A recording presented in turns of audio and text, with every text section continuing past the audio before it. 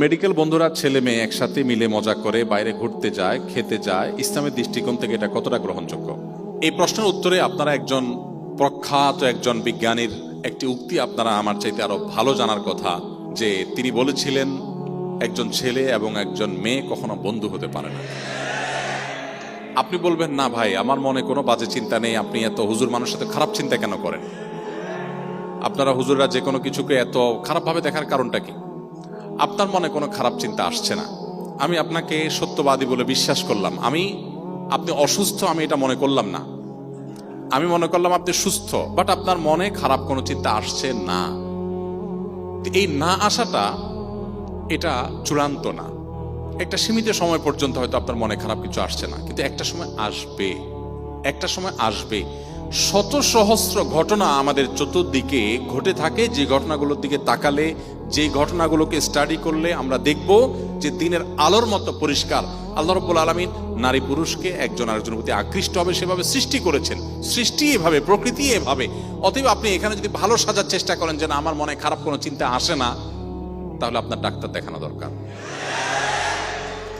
আপনি যদি বলেন যে আমার খারাপ কোনো চিন্তা আসে না, তাহলে হয় আপনি মিথ্যাবাদী আর না হলে অসুস্থ, দুটার একটা। আপনাকে অবশ্যই মানতে হবে যে আপনার মনে বাজে চিন্তা আসতে পারে, এই মুহূর্তে নাই, আমি সেটা মানতে পারি, কিন্তু আপনার মনে কখনো বাজে চিন্তা আসবে না, কখনো খারাপ চিন্তা আসবে না। না আপনি মনে করেন যে একটা ছেলে একটা মেয়ে খুব ভালো বন্ধু হতে পারে, সেখানে বা এই জাতীয় কোনো জিনিস মাথায় আসবে না, এটা মিথ্যা কথা, এটা কখনো সত্য হতে পারে না। আল্লাহ ভাবে সৃষ্টি করেন নাই, প্রকৃতি ভাবে করে নাই।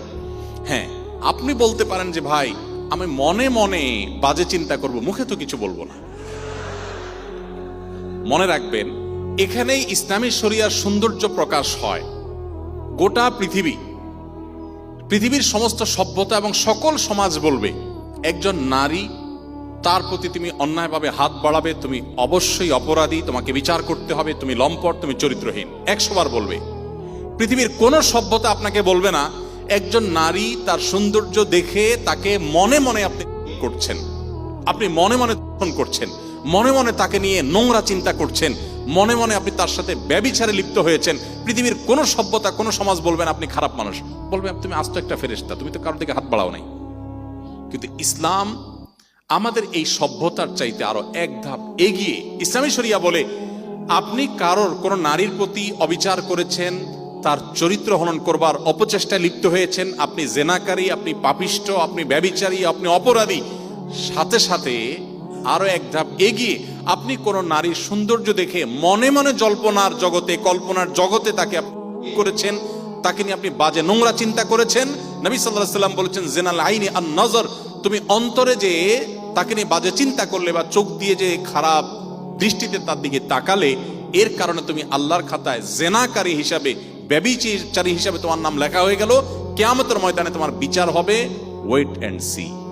ভাইরা আমার, ইসলাম আমাদেরকে যে সুমহান জীবন ব্যবস্থা দিয়েছে, এটার বিপরীতে বহু এক্সপেরিমেন্ট পশ্চিমারা করেছে, পৃথিবীর বিভিন্ন দেশ বিভিন্ন সভ্যতা করেছে।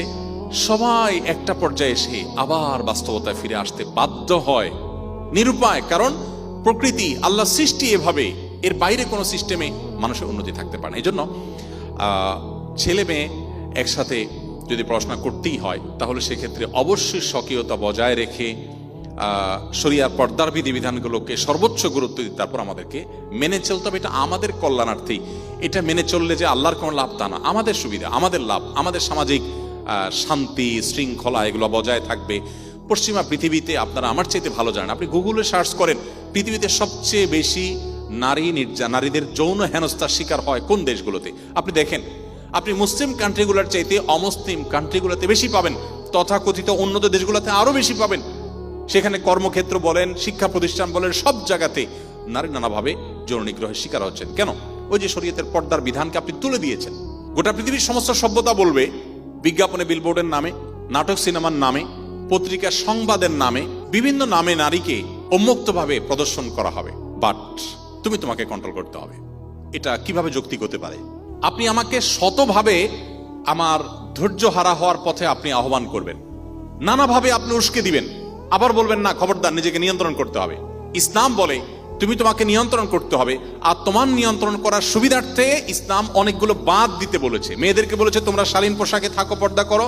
ছেলেদেরকে বলেছে তোমরা দৃষ্টিকে সংযত করো। প্রতিষ্ঠানকে বলেছে তোমরা যথাযথ উদ্যোগ গ্রহণ করো। এরপরেও যদি কেউ অন্যায় করে তখন শাস্তির কথা ইসলাম বলেছে। তাহলে ইসলাম অন্যায়ের আগে থেকে পথ দিতে বলেছে, বাদ দিতে বলেছে।